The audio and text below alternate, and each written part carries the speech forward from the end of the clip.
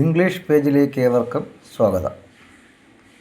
Among these 5 sentences 3 are correct and 2 are incorrect. Identify dum. ഇവിടെ 5 വാക്യങ്ങൾ നൽകിയിട്ടുണ്ട്. അതിൽ 3 ശരിയും 2 തെറ്റുമാണ്.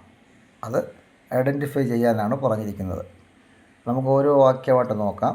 1 how old are your father. 2 I want 2 kilos of wheat. 3 where you are going. 4 when do you have breakfast. 5 we have 3 meals per day. What you have to do? Copy all these 5 sentences into your notebook and mark, tick for the correct one and cross for the incorrect one.